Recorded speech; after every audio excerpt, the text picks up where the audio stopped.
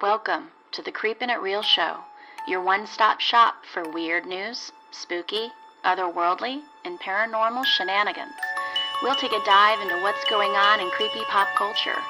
You can follow us on Twitter at creepin_it and like us on Facebook at The Creepin' It Real Show. Do you have a paranormal story you'd like to share with us? You can email us at creepinitrealshow@gmail.com.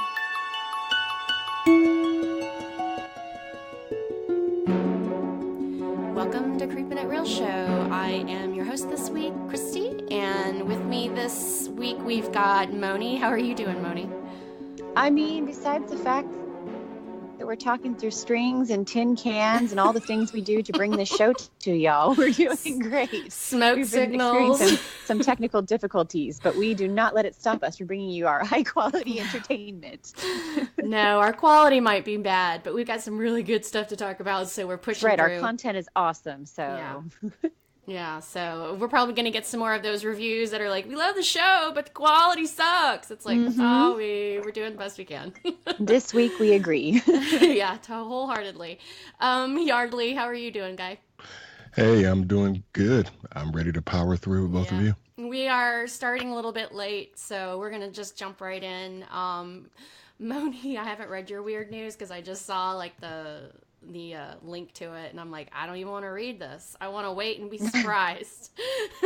I figured the world needed some cute good news, so if you lost your pigeon dressed in a tiny bedazzled vest, never fear, because he has been found.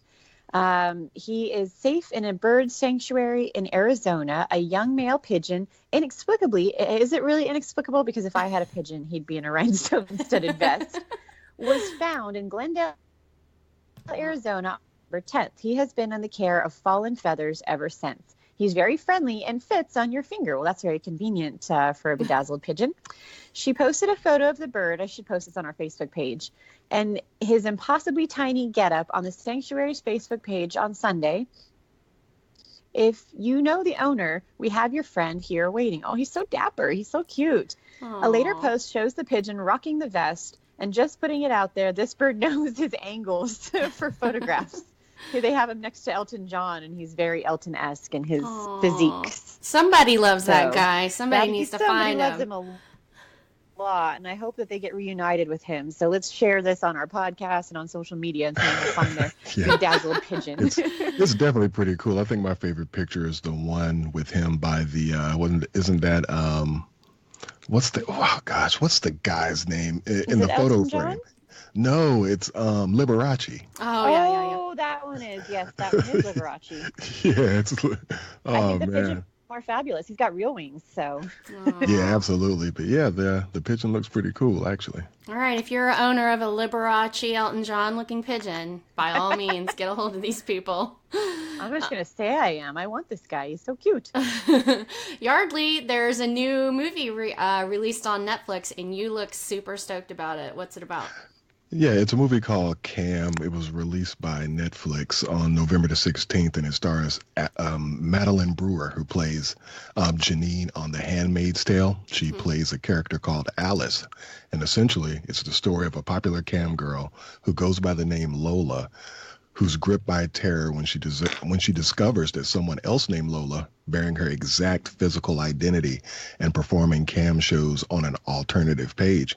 So it kind of gives an inside look into the world of online sex work, online fake cloning of accounts, the psychological toll it could take on a person, and the different lines that can be crossed by content creators and fans. So I checked it out fairly recently, and it's kind of like Perfect Blue, except without all the killing, but it's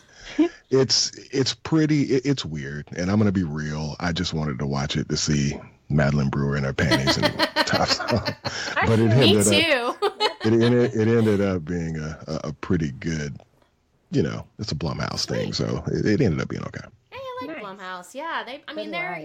They're not award-winning horror most of the time, but they throw out some pretty solid stuff. So You heard they signed I think it's an 8 original film deal with Amazon.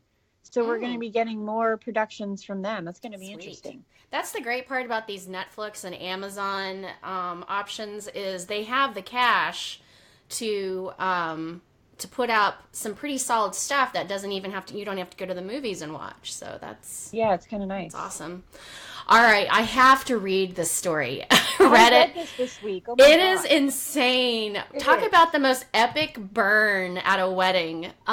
This bride in Australia, I'm just going to read it because I can't, you got to hear it story by Can't story. do justice otherwise. I don't even Yeah, want to for read the sure. title because I don't want to give it away, but it's freaking awesome. It is. This is her own op-ed she wrote herself. I stood at the front of the room in my wedding dress and looked out at the excited faces of our friends and family. My hands were shaking, but not nearly as much as my insides quivered. This was supposed to be the happiest day of my life. Instead, I knew it was the end of my dream relationship and everyone was going to witness it. Alex and I had been together for 6 years. I felt he was the one instantly. Our families became friends, our lives were entwined, and I believed we'd live happily ever after. On the last night of my unwed life, I was hanging out with my best friends in a glitzy hotel room. My phone buzzed from across the room, and I did a silly sachet with my glass in my hand to go and retrieve it. The phone is running hot tonight, commented one of my bridesmaids. But this text wasn't like the other wishes of luck and love. This text took us all by surprise and changed everything in a heartbeat. The message was a series of screenshots from a number I didn't recognize. The accompanying message simply said, "I wouldn't marry him. Will you?" The screenshots were conversations between my husband-to-be and another woman. Loads of them, including selfies of the pair. She was the opposite of me. I'm blonde and fair, and this unknown woman had dark hair and olive skin. The texts were dated from months to only days before. My brain simply could not compute what the fuck was going on.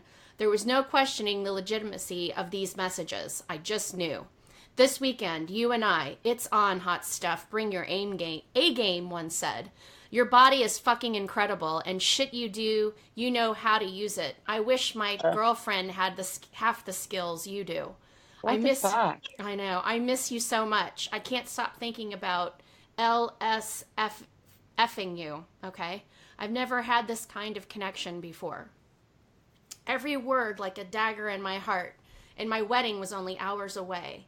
How could I cancel when everyone had already traveled to be there and everything was paid for? I burst into shame and broken tears. My girlfriends were threatening all manner of violence against him. They insisted I call him and immediately call the wedding off. But I loved Alex. I wanted to marry Alex tomorrow. I was too shocked and sad to be angry. I didn't call him. Eventually, we tried to go to bed. I didn't sleep a wink. When dawn finally broke, I woke the girls and told them my decision. I was going to go ahead with the wedding as expected and out him in front of his family and friends. I walked down the aisle with leaden feet, my dream dress now just a costume. As he saw my face, he knew this was not an ecstatic woman on her big day, but he had no idea what was coming. I arrived at the front of the room, took a big breath, and I faced our friends. Our parents and I told them the truth about Alex. There will be no wedding today, I announced.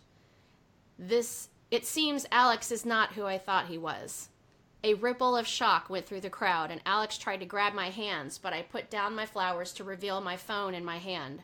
I read every single message she sent me. With each word, more color left Alex's face.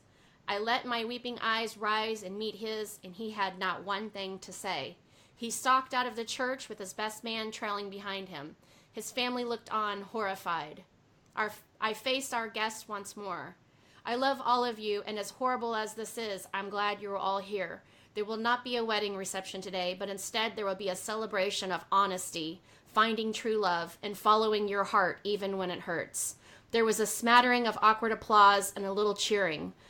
What was the correct response to this news? It was certainly not the wedding day I had planned, but to our credit, it was one hell of a party. God dang, man. That's freaking epic. Yeah. I couldn't do that. I would be, because No. I'm like I'm like a bomb. Like, I'm one of those people that I just explode and I get really, really angry and then it kind of fizzles out and I'm okay.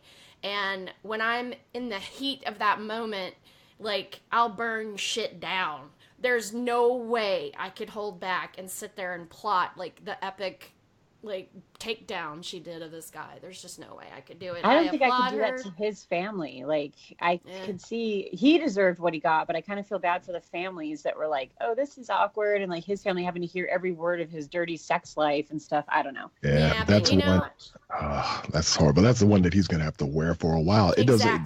This is one of those situations that no matter where you turn, you know, people are going to be giving you the stink eye. Like, you don't have a direction that you can go. And oh my gosh, that's. And the thing is like, I've seen this happen before where somebody canceled the wedding because of shit like this, but the groom or the bride tell her family something differently. And then they end up hating the person that canceled the wedding. You know what I mean? Yeah, that's true too. But I don't think I would have read the text to like in front of grandma. You know what I mean? Like I just, hey, it's a bit much. Grandma's been you know there. That your grandson is a stinky cheater, but you don't need to know like what he likes to do with his bleeps. So, well, he shouldn't have been dicking around then. That's my opinion. I think it was literally, epic. Yes, I give her like total props. So.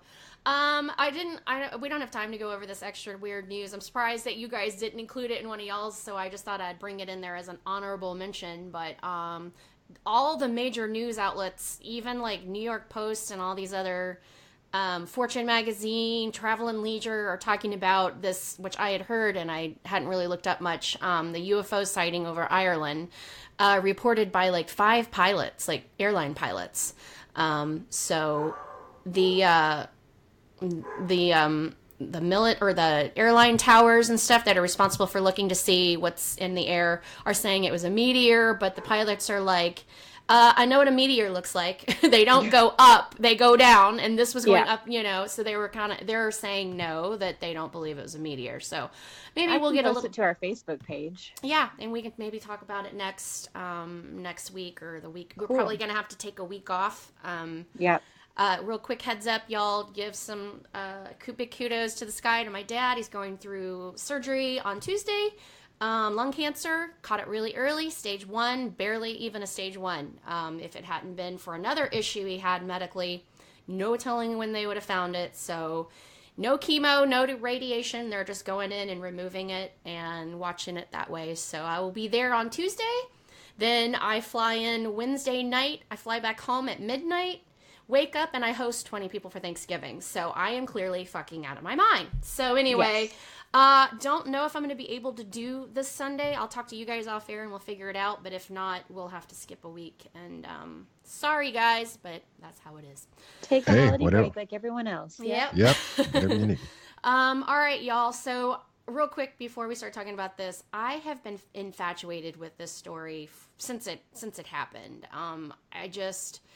Munchausen by proxy is a crazy, crazy situation. I don't call it an illness. I don't call it a disease. I call it psychosis. I mean, it's not a disease. No matter what you tell me, it's just sociopath in my mind, psychotic. I don't even know any other way to talk about it. Won't listen to one doctor that tells me that is a disease. So we are going to cover this story. I have really strong opinions about it. And even more so now that we've watched the documentaries based on it. But we're going to hit some true horror today, true crime horror as it is, the case of Gypsy Rose. You can watch this show if you haven't already. There's 2 really good documentaries on TV, one on investigative discovery, and you can either find it I recorded it because I saw it coming on, and I knew weeks ago I wanted to do this story, so I decided to record it and watch it and make sure that, you know, it was worth watching. I'm sure they'll replay it again, or you said that you got it on Amazon for free, right, Moni? Yeah, you can download the Investigation Discovery, the ID network, for free, and it's just an app for your smart TV, and it has the show is available on it with a lot of commercials, but it's still available on there. For free, what you gonna do? And you can also check out, which I had a little bit of an issue with this one. I'll explain later. The documentary "Mommy Dead and Dearest" on HBO. Besides the fact that it has the worst title in history. Yeah, no shit. I was like, why would you?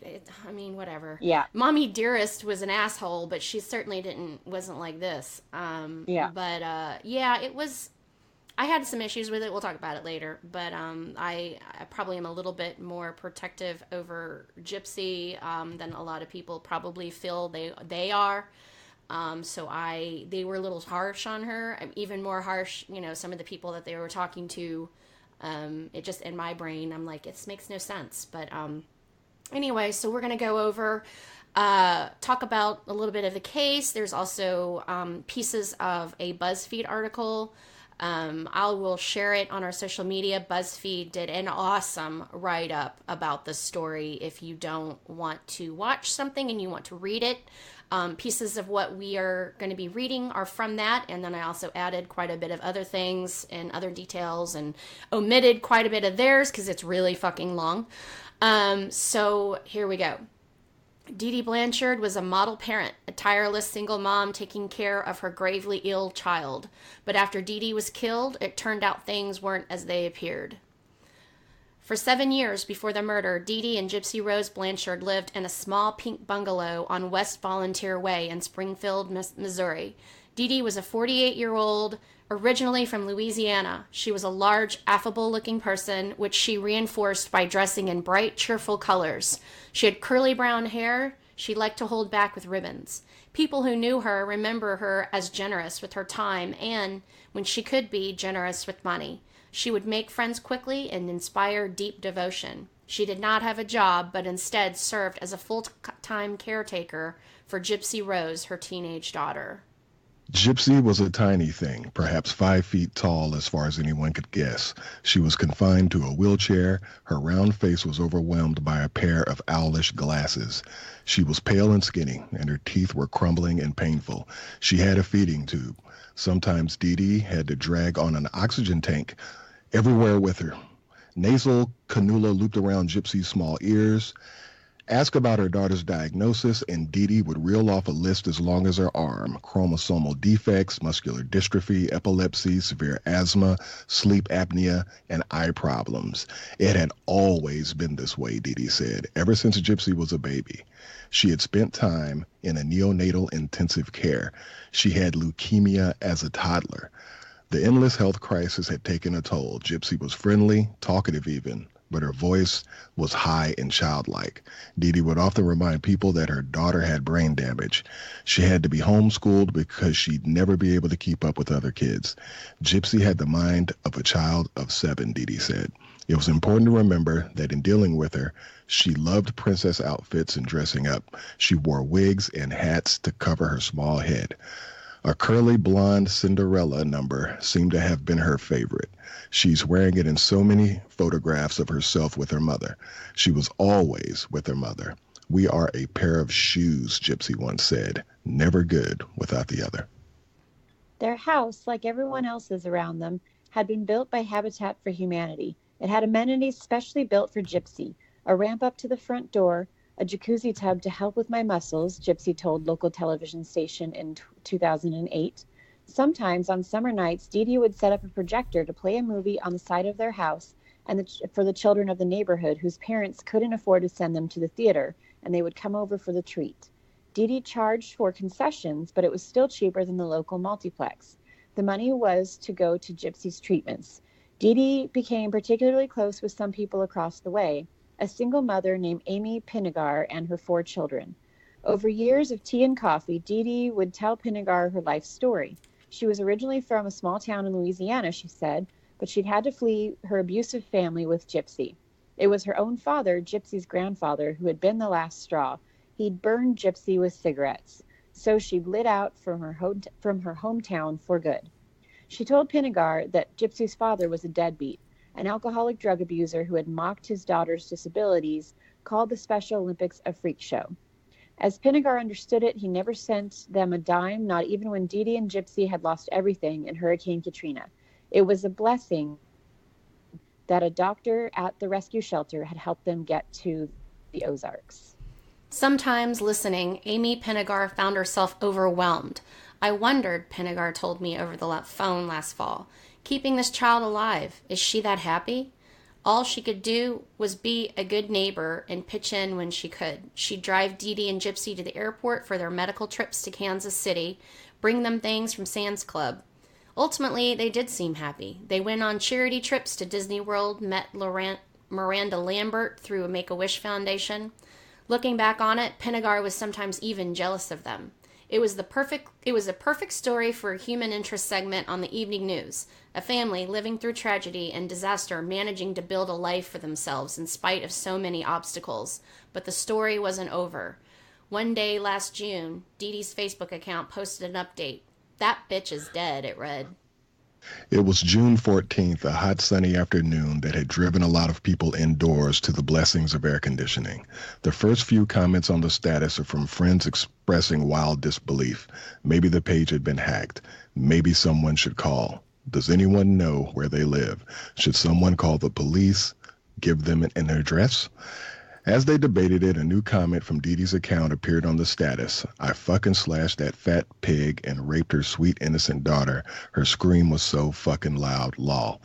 Kim Blancharde, who lived nearby, was among the first people to react. Though Kim had a similar name to the Blanchardes, she wasn't a relative. She had met Dee Dee and Gypsy in 2009 at a science fiction and fantasy convention held in the Ozarks, where Gypsy could wear costumes and not be particularly out of place. They were just perfect, Kim said. Here was this poor, sick child who'd been taken care of by a wonderful patient mother who only wanted to help everybody. Kim called Dee Dee's number, but there was no answer. Kim's husband, David, suggested that they drive on over to the house just to make sure everything was all right. When they arrived, a crowd of worried neighbors was already gathering. Dee Dee and Gypsy had sometimes been unreachable before, off on a medical trip without telling anyone. The windows had a protective film on them. It was hard to see in. Knocking on the doors brought no response, but everyone found it suspicious that Dee Dee's new cube van, which could easily transport Gypsy around in her wheelchair, was parked in the driveway. Kim called 911. The police couldn't enter the house without a warrant, but didn't stop David from climbing through a window. Inside, he saw nothing amiss. All the lights had been turned off and the air conditioning was on high.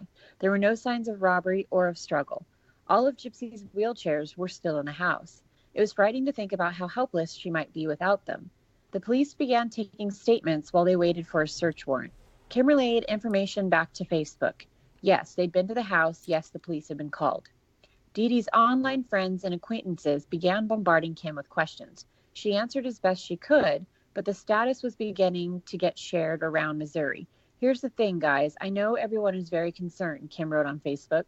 We need to realize that whoever posted this can read all of this. The search warrant didn't come through until 10:45 that night.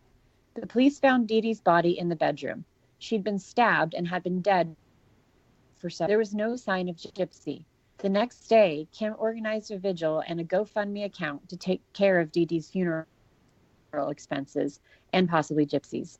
Everyone feared the worst. All her life, Gypsy had evoked protective responses in people. She was so small and looked so helpless. Many people couldn't understand why this had happened to her. Who could prey on someone who had no... Meanwhile, the police were starting to sort things out. A young woman named Aaliyah Woodmansey had approached them. There were things that she knew, things that might be helpful. For example, she told them, Gypsy had a secret online boyfriend. This is my personal account. My mom is still overprotective, so she don't know about this account, Gypsy wrote in October 2014. Then she confessed she'd met a man on a Christian singles site. She was in love with him, she told Aaliyah. Gypsy hadn't yet told her mother. She wrote that she knew Dee Dee wouldn't approve, that she wasn't allowed to date, though she'd longed to grow up and have a boyfriend like other girls her age. In the past, I told my mom something mean. I says, I wished your mom was my mom instead of my mom, 'cause Miss Amy let Aaliyah date anyone she wanted, so that hurt my mom, Gypsy wrote. So this is Gypsy writing, so FYI, it's not me talking. The new boyfriend's name, Gypsy revealed, was Nicholas Godejohn. They'd been communicating for over 2 years. He didn't care that she was in a wheelchair, and Gypsy planned to marry him. They were both Catholic. They had agreed on names for their children. She was cooking up an elaborate plan for Dee Dee to casually meet Nick at the local movie theater, after which Gypsy was hoping they could be open about their relationship. The police also put a trace on the Facebook post to Dee Dee's account. The IP address was registered to Nicholas Godejohn of Big Bend, Wisconsin. On June 15th, a team of officers in Waukesha County, Wisconsin, were dispatched to Godejohn's house. The standoff was brief. Nick quickly surrendered. Luckily enough, Gypsy was with him, unharmed, in excellent health. Relief flooded everyone, at least for a moment. Things are not always as they appear, the Springfield sheriff said at a press conference the next morning. Oh, and this is when it starts to get real. So it turned out that, in fact, Gypsy hadn't used a wheelchair from the moment she left her house a few days earlier. She didn't need one. She could walk just fine. There was nothing wrong with her muscles, and she had no medication or oxygen tank with her either. Her hair was short and spiky, but she wasn't bald. Her head had simply been shaved all her life to make her appear ill. She was well-spoken, if shaken by the recent events. The disabled child she's long been in the eyes of others was nowhere to be found. It was all a fraud, she told the police. All of it. Every last bit. Her mother had made her do it. Gypsy Rose was born shortly after her parents separated on June 27, 1991. Gypsy's father, Rod, said Dee Dee liked the name Gypsy, and he was a Guns N' Roses fan. As far as he knows, neither of them knew about Gypsy Rose Lee, the 1920s vaudeville child star turned stripper whose early life was the basis for the Broadway musical Gypsy. That Gypsy had a controlling stage mother, too. One who lied about her daughter's age to make her seem younger, one who kept forcing her daughter to perform even though she didn't want to. Since Gypsy's birth, Dee Dee was obsessed about her daughter's health, was convinced she was chronically sick, and always had a new idea about what was wrong with Gypsy. A new doctor, a new drug. She had once worked as a nurse's aide. She had a knack for remembering medical terminology and spitting it back up. The information overload acted as kind of a wall around mother and daughter. It always seemed that Dee Dee had things under control. She knew so much. And she was never troubled by the questions. She always had an answer. Dee Dee and Gypsy spent their years in Slidewell living in public housing and visiting doctors at the Tulane University Hospital and Clinic and the Children's Hospital. Dee Dee told doctors there that Gypsy had seizures every couple of months, so they put her on anti-seizure medications. Dee Dee insisted to one doctor after another that her daughter had muscular dystrophy, even after a muscle biopsy proved that she didn't. There were problems with her eyes and ears, too. Dee Dee insisted, poor vision and frequent ear infections. Doctors dutifully operated on her.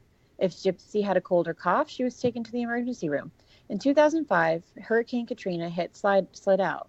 The power was off for weeks. The pair turned up in a special needs shelter in Covington, Louisiana, with pictures of their apartment in rubble. She told the shelter staff she didn't have Gypsy's medical records with her because they had been destroyed in the flood. The story of a mother and disabled daughter left without anything proved irresistible to the local press. It worked on charities, too. Dee Dee and Gypsy were airlifted to Missouri in September 2005, where they rented a house in Aurora. They lived there until the Habitat for Humanity house on West Volunteer Way in March 2008. It seemed to give her an appetite for more.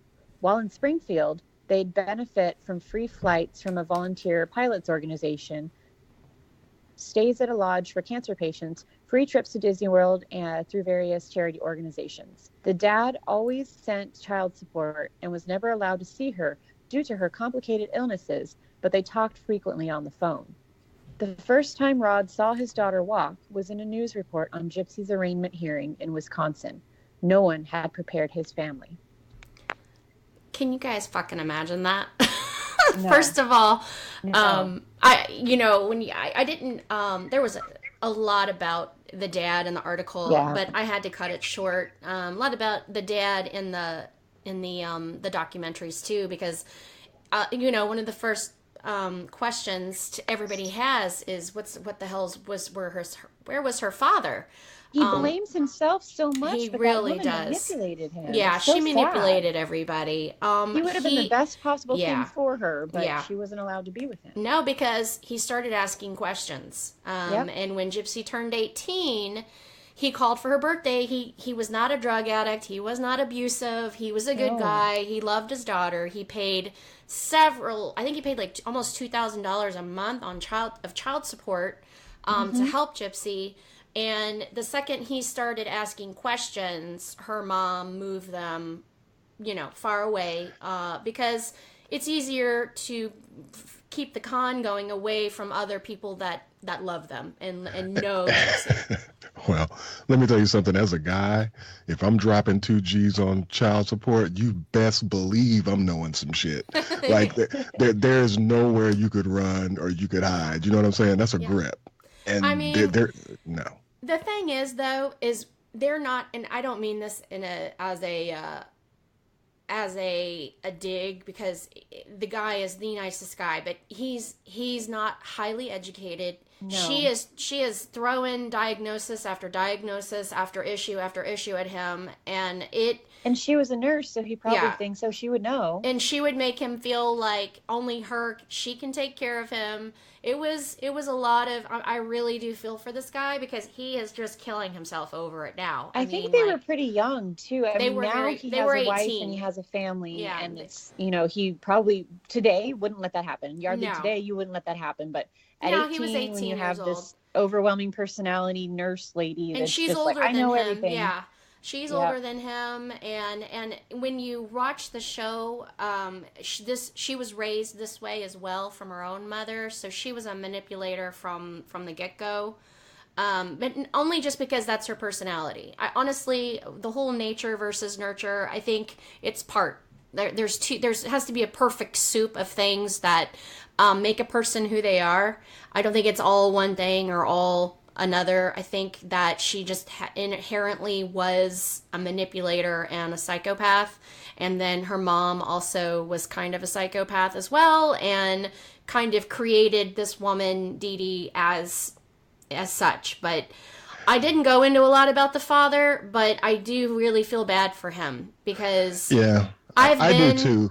But I think that y'all are kind of underestimating. Every 18-year-old guy, you can't assume, wouldn't be concerned about a sick child, regardless of if the woman that you're with. I mean, I'm just saying, like me at 18 personally, if you tell me that my kid is having all of this stuff, even at 18, I'm going to be inquisitive. And on top of that, even if I didn't want to be, my parents would make sure that I was inquisitive. So let's not kind of poo-poo on all of the 18. Oh, no. I mean, I don't mean that like he didn't know better. He asked, and she lived, she moved 8 hours away. So he called all the time. He talked to the kid all the time. She was very... she would say what's wrong, what's going on, here's what's going on with her now. He would make arrangements to come visit her, and he would get ready to go, and then the mom would stop responding to his calls, and she'd be like, oh, we had a medical emergency, and it's not good for her to have company right now, and he just kind of went along with it.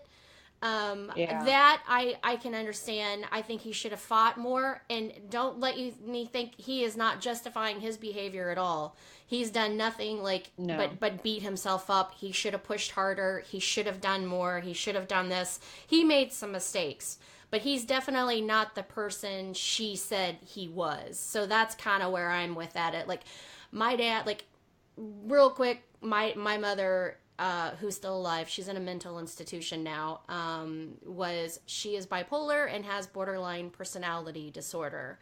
My dad wasn't around a lot when they were married, and then when they got divorced, it was around even less, mainly because I think in his mind he thought, well, she's crazy with me, but she really loves her daughter. And that's kind of what he told himself as justification of staying away, because my mom made his life a living hell if he wanted to be around me. And while doing that, she's poisoning me against him, saying he doesn't love me, he doesn't give a shit. So it's like, I didn't go through what Gypsy went through, but my mom was abusive. She was awful. She was nothing like this lady. And then I did the same thing with my brother. I have a brother who's 14 years younger than me, and I had to get the fuck out of there. I had to get away from her. And in my mind, when I left and I knew I was leaving this 4-year-old kid in her hands, I'm thinking, she's good with him, but she just isn't good with me. And so I can comfortably get out of his life and take a hike because she's good with him. And then I grow up and I rekindle things with my brother and find out that she wasn't good with him either. So I live with that guilt, and me and my brother are close now, but when you're a kid and somebody's that manipulative, you have to get away from it, and you don't. I made mistakes. I feel bad that I left my brother in that situation, mainly because he didn't have anybody else thanks to my brother. My brother doesn't know who his father is. He's my half-brother, and she never revealed it because she didn't want to share him with anybody else. So she's an awful person. She's paying for it now. Her brain's mush because she went a lifetime without treating her mental illness. Now she's so old, her brain will not rebuild cells. So when you have untreated mental illness and you hit a certain age, your brain stops regenerating and the mental illness takes you over. So I help my mother financially still to this day, but I will not. She was an awful person, and I will never forgive her for what she's done. She has absolutely nothing on this lady, but she's not a good person either. So I kind of get it. I beat myself up over leaving my brother. My brother's got chunks of skin missing off his back from her nails. She's not a good person. And I left him there, and I live with that, and it sucks. And so I get what he went through when he was younger, and I understand his guilt now. I can't even begin to imagine what he feels now based on what this little girl went through, which we'll get into. But I do have a little bit of an affinity for him and for her. And so we'll move on. When she was arrested, Gypsy told the police that she was 19. Her father was able to straighten that out by giving authorities Gypsy's birth certificate. She was actually 23. So that's another reason why her mom separated her from the family. She wanted to keep getting this free shit from everything and wanted to continue the con.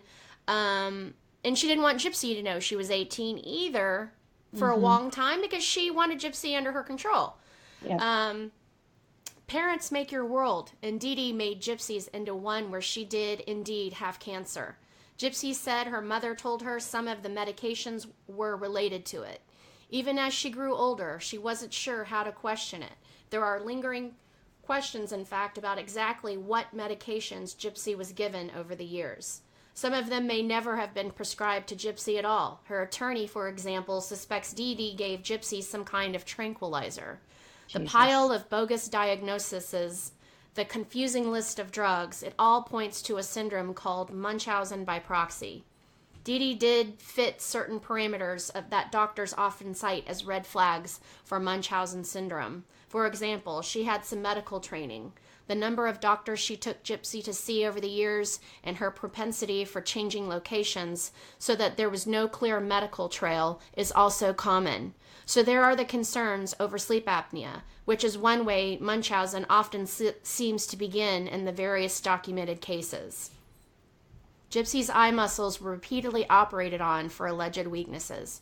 Tubes were put in her ears for alleged ear infections. She was given a feeding tube and ate very little by mouth, surviving on cans of meal replacement Pediasure well into her 20s. Can you fucking imagine that? Good God. No. Her salivary glands. Salivary glands were first injected with Botox, then removed because her mother complained that she drooled too much. Gypsy's teeth rotted out and had to be extracted, though whether that was because of poor dental hygiene or a mixture of medications and severe malnutrition is hard to say. The repeated invasion of Gypsy's body in the name of these illnesses she turned out not to have were, in short, serious and prolonged. It is difficult to say now whether any of it was medically needed at all. What is not difficult to say is that all of it began when Gypsy was impossibly young and could hardly have been expected to challenge authority figures. her mother or her doctors about how she was feeling. For a while, it seemed like Gypsy's case would eventually go to trial. The prosecutor declined to go for the death penalty, but both Gypsy and Nick were charged with first-degree murder. As the investigation into the crime continued, it turned up text messages between the two that appeared to discuss and plan Dee Dee's death. "Honey, you forgot that I am ruthless, and my hatred of her will force her to die." Godejohn texted Gypsy. "It's my evil side doing it. He won't mess up because he enjoys killing." Prosecutors also said they found social media evidence of Gypsy directly asking Godejohn to kill her mother, though these have never been made public. Documents from pretrial discovery show him telling a friend about Gypsy's desire to murder her mother as early as May of 2014. On July 5th, Gypsy pleaded guilty to second-degree murder. The judge gave her the minimum sentence of 10 years. With the year she served, she'll be eligible for parole in about 7.5 years at the end of 2023. By then, she will be 32 years old. Godejohn's trial is happening now. Wow. Moni, you want to read the update? Sure. So as an update, Gypsy testifies at Godejohn's trial. Jurors will decide if he is guilty of first-degree murder, which could send him to prison for life, or a lesser sentence, such as second-degree murder. Over here, I feel like I'm freer in prison than I was when living with my mom, because now I'm allowed to just live like a normal woman. This is Gypsy. She testified Thursday that she asked Godejohn to murder her mom because she, quote, wanted to be free of her hold on her. She claimed that she couldn't go to the police because she was afraid of her mother's retribution. "I didn't think anyone would believe me, she told the court. "I thought they would eventually tell my mom and make my home life worse for me. I feared my mom more than I feared anyone else." She claimed that she started having doubts about the couple's plan when things were getting more and more physically abusive at home. So basically, she says the hitting and the starving, her mother was hitting her more and was starving her more. So, yeah. So also, that I didn't put in there, but they did end up, before the murder happened, the plan to meet up at the movie theater did happen. He rode a bus all the way down from Wisconsin, and they met at the movie theater like they'd planned, and it didn't go well. I mean, they ended up having sex in the bathroom. And in the men's bathroom. That was her first time ever having sex. And then she tried to, introduce him like they had just met at the movie theater. The mom did not know they had sex, but her mom was, understandably freaked out. And it was funny because when I watched the Mommy, Dead, and Dearest one, she was laughing, Gypsy was laughing about it and going, that was a stupid plan. But at the time, this little girl, who wasn't so little, but she was little as far as very sheltered, had only been watching Disney movies her whole life. Her mom had sheltered her completely. She was living in a fantasy world. I mean, that's all she had. And so, of course, she thought, her Prince Charming's going to come down. They're going to meet and fall in love, and her mom's just going to let that happen. And, of course, her mom, A, will not let that happen for the fact that she's got her claws in her and isn't going to let her go. And then, B, it is not. She realizes now how weird it is that this kid shows up by himself watching a Cinderella movie. He's got no kids and is hanging around her daughter in a wheelchair. Yeah, I'd be a little freaked out, too. So, no, it didn't go well. Also, Gypsy had run away before, and after meeting a guy at a Comic-Con conference or some kind of con. It was one of those.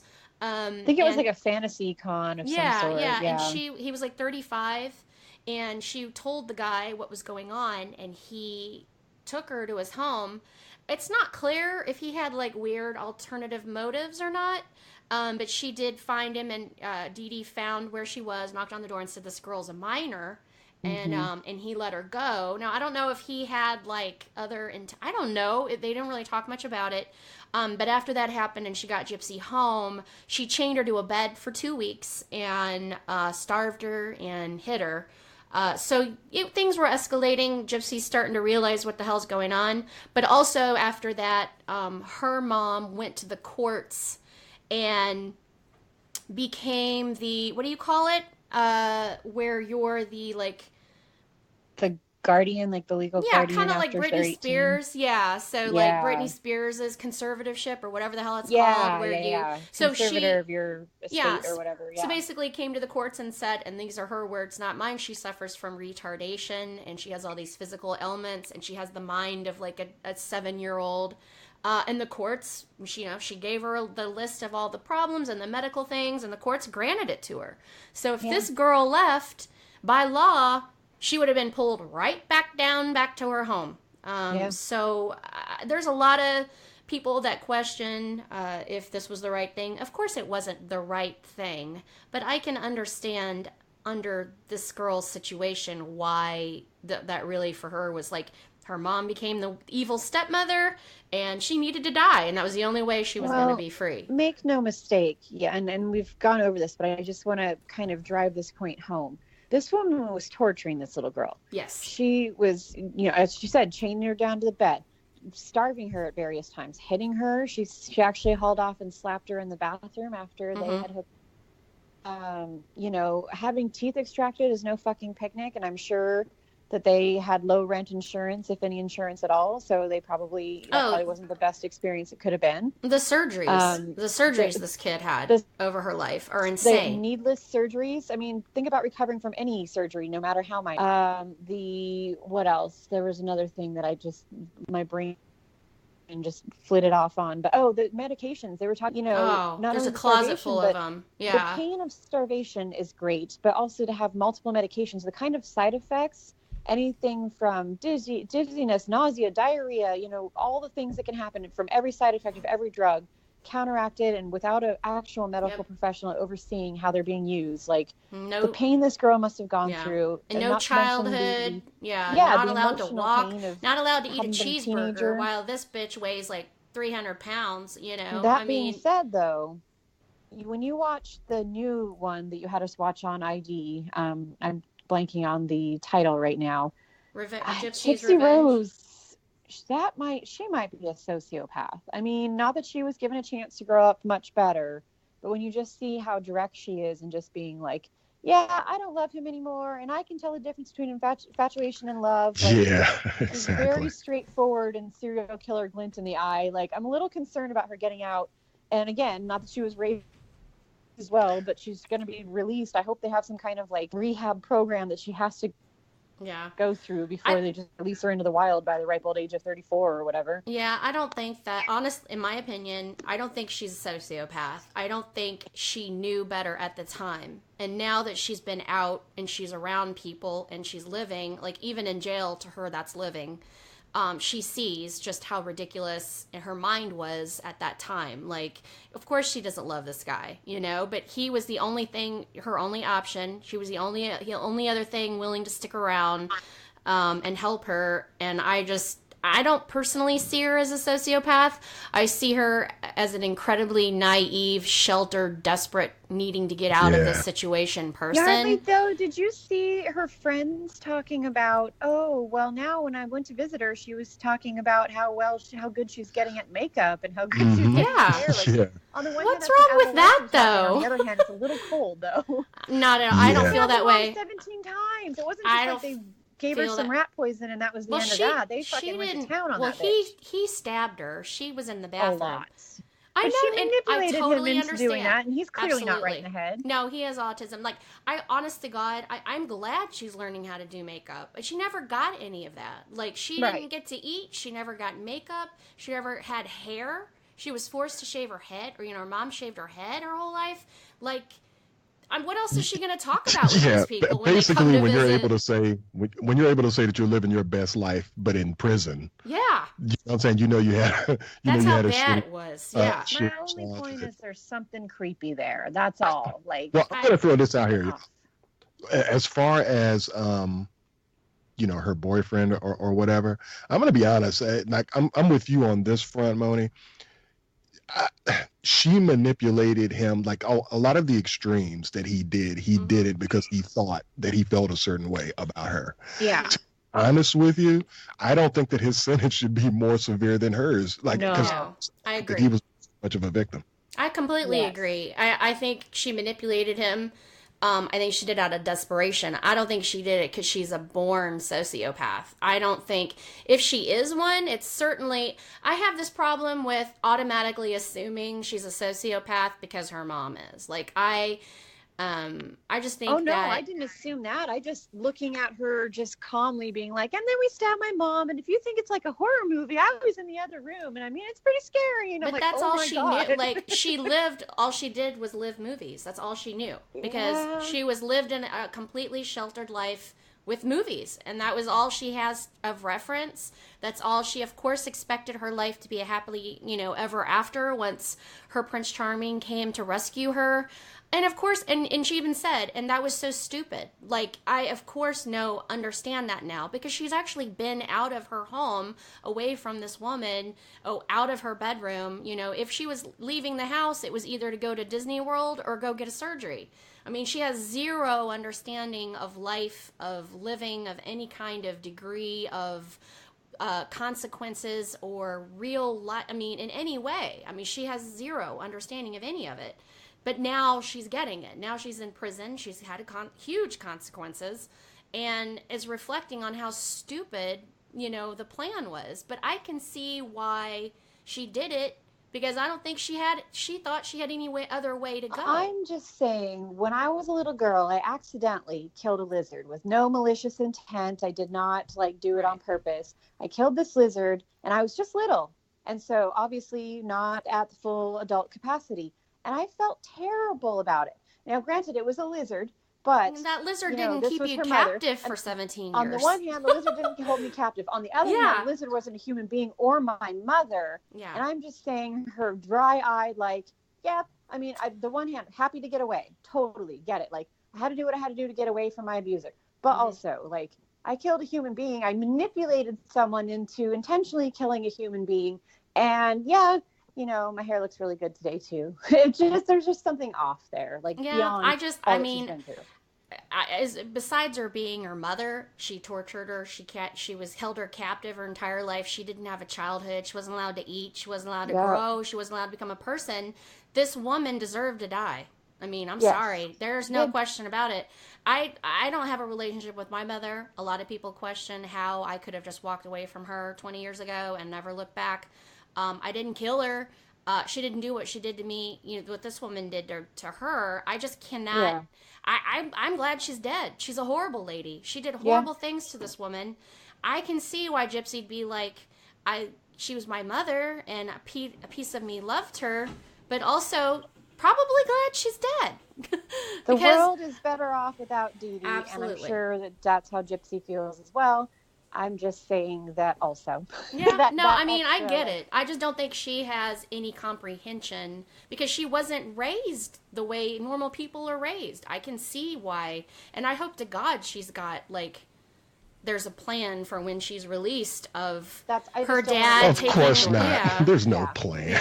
Well, trust me, she's gonna I be know. turned loose and it's going to be awful. Yeah. Well, the thing is that's the problem with our mental facilities in this country. My mom got released all the time. Now she's so bad she can't even she goes to the bathroom and is naked all the time. The last time they released her from a mental institution, she was found walking naked down the street because they don't tell you when they're releasing them. They just release them. And this is the mental Gypsy institution, Rose not is going Joe. to end up at my public library one of these days. Yeah, exactly. Just dabbling her. Maybe she'll do the book circuit and the TV circuit and end up with some money that her dad can help her invest or something. That's exactly what I was thinking. She totally has an opportunity to at least attempt to kind of capitalize off of her experience, but she's definitely going to have to be surrounded with people that understand the things that she hasn't really had an opportunity, as we all said, to kind of grow up and to learn how to grow into being an adult like most people have the opportunity for. Yeah. So she is going to have some people, and as much as I hate to say this, even if the state forces her to go see someone, I think that's a good move for her. But they won't do that. Yeah, but she has to have resources that she can potentially produce on her own, because just think about this whole situation. Some people might find it a risk to kind of to hire her onto a job because it could be a distraction. I don't think she'll ever work really have a real job. I honestly, my hope for her, and this is honest to God truth, I hope when she gets out of prison that her dad, she goes and, you know, either lives with her dad or is close to her dad. Her dad helps her through. I hope she meets some nice, loving gentleman and has some sort of a life, you know, that she can finally live and have a real life for herself. And I'd be a little freaked out about her having kids. I'd certainly watch that part of it. But I hope she has she can put some sort of life together, because she's been denied it. And I was reading an article about this. I don't remember where it was, but the comments were overwhelmingly, she should not be in jail. I don't know about that. I think the sentence, even the people that prosecuted her were like, we couldn't go after her to the full extent of the law. I mean, this was just you may not know horrifying. Consequences, you know? But this is how you learn them, though. Yeah. This is a bad crime. And you know, I think, but I agree with you guys. Like, I don't think her boyfriend should do a whole life sentence. No, I think it should be the same. I think it should be the same sentence. Yeah. And also, along the lines of when we were talking about the father, and hopefully she gets out and she has an opportunity to get with, you know, her father or other people in her life that she had been separated from. The fact of the matter is this: when we're talking about resources for her whenever she gets out, they have quite a few years to make preparations to make sure that her exit from prison is a lot smoother. So for me, I don't want to highlight, there aren't too many excuses for them to at least not be prepared and to have not done their research on a lot of the things that are going to go on per her release. So hopefully the father is using this as an opportunity, especially after finding out all of the things that he didn't know, to prepare himself for his child. And I think it could be a great opportunity for them to get closer and to kind of get a semblance of closure on certain things that happen. And we were talking about, I don't think that we mentioned Dee Dee's brother, but when you were watching that documentary, how he was saying that, you know, hey, I get everything that was going on, but I think that they could have potentially have kept my sister alive. And part of me would like to have seen her survive just so she could be taken to task for all of that stuff. But have everybody look at her and know what she actually is and not get to be the victim of being stabbed 17 times. Well, and her nephew was like, I'm glad the bitch is dead. He was like, I don't even care. He's like, she deserves to die. And then her mom passed, but her dad, because she said that her dad molested her or something. She totally lied about her dad. And her dad's like, she deserved to die. Like, I'm not happy she's dead, but after what she put Gypsy through, the torture, her entire life, he's like, she deserved to die. Like, I can't, like, be upset about it. And they said that nobody wanted to claim her body in her family. Like, they all were like, we don't want her ashes. Like, we don't even want her ashes.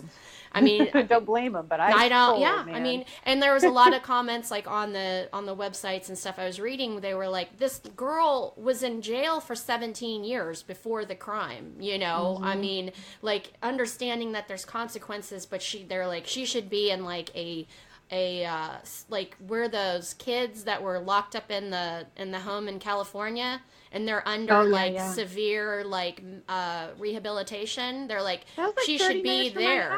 They're like, she should be there. She should not be in jail. But it seems like Gypsy's fine in jail. She doesn't seem like she's, you know, struggling. She's way better than the shit she was going through her entire life, that's for sure. Yeah. So it's 3 just square meals and no getting chained to bed. Yeah, so she's actually eating, and she has hair, and you know, doing her own makeup. She's making even the most rudimental decisions for herself, and doesn't have this freaking monster hanging over her every second of the day. But it's just a horrible story.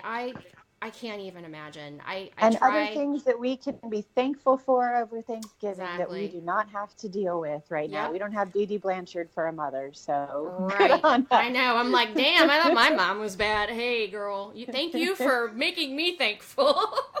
Yes. Things to think about and be thankful for this week, right, for Thanksgiving. So, thanks for bearing with me and everybody reading. It's really hard time when we have to read the entire show because, you know, It's the weekend. Most of us have been doing fun shit, and then we got to wake up and read a novel. But I've been dying to do the story. And I'm even more excited because as I was doing the research, found out he's actually on trial right now. So I'm like, wow, this was very well timed. Unintentionally, but well timed. So hopefully we might get a little bit more of a, maybe we can do a weird news on his sentence, whatever that might be, when the trial ends, and get a little follow-up. But also wanted to do quick little Patreon shout-outs to Alicia Lyon, Chris Harmon, Erin, she didn't put her last name, and of course our buddy Steve. Thank you guys for your support.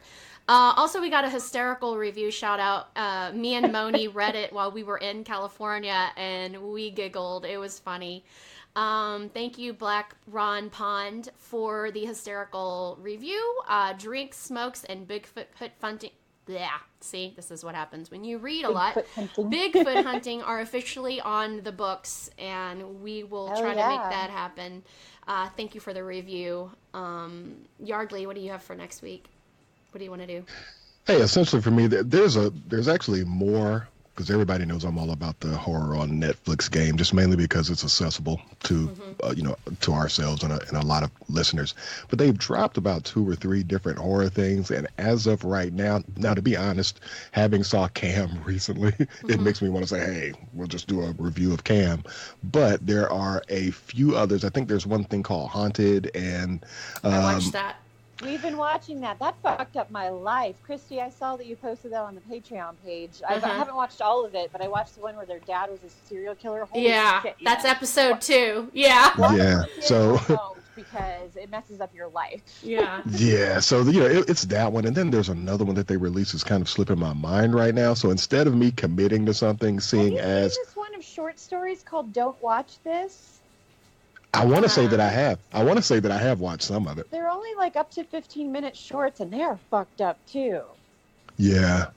So I mean, I don't want to commit to anything right now because actually we're gonna have a staggered show anyway. Yeah. Right.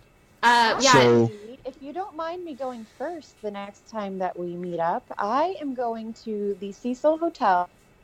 And I'm also going to several as yet to be determined or to be announced areas of Los Angeles and Hollywood known for famous hauntings and true crime.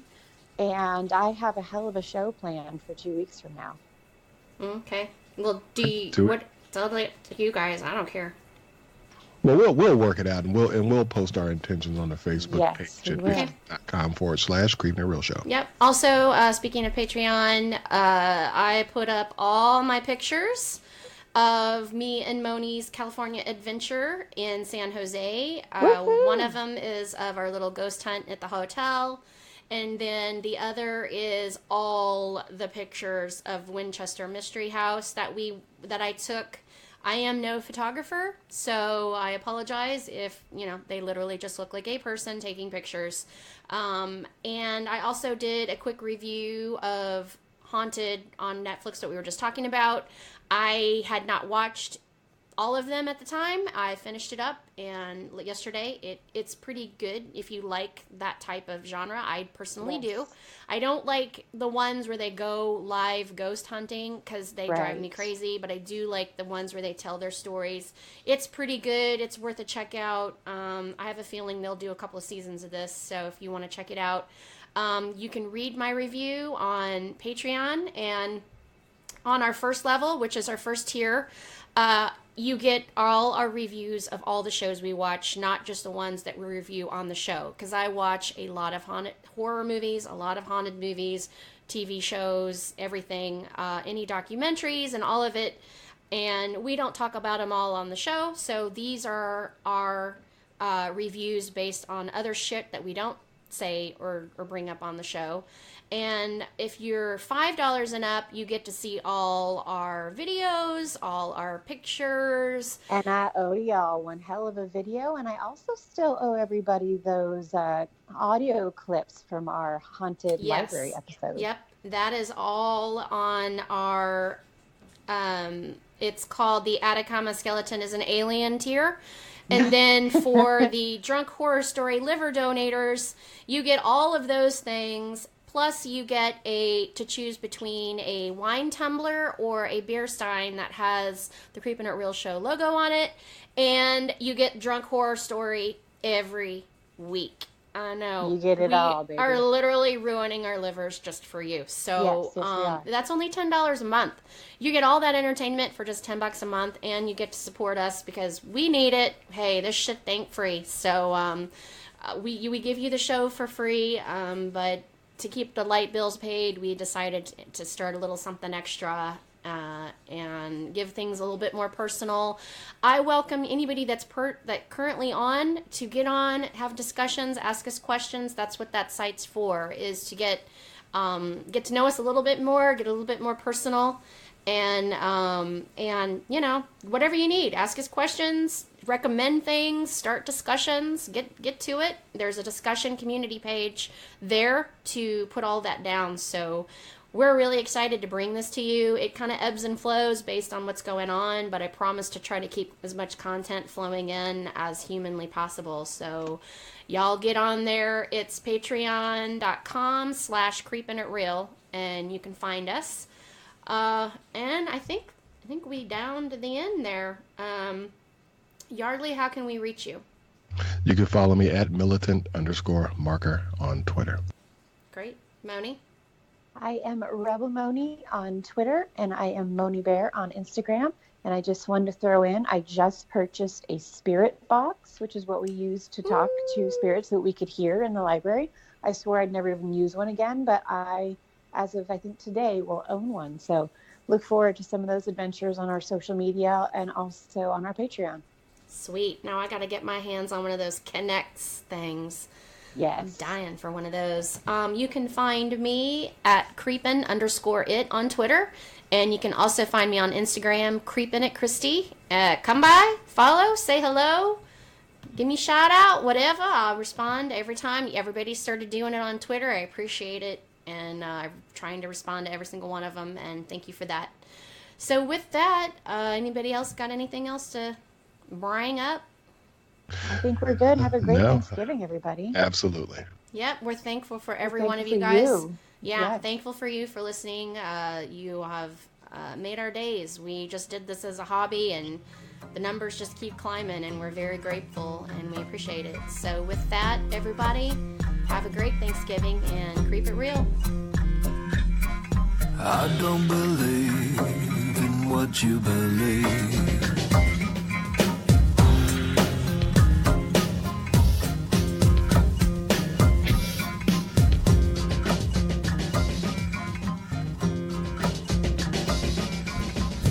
Got me a dad.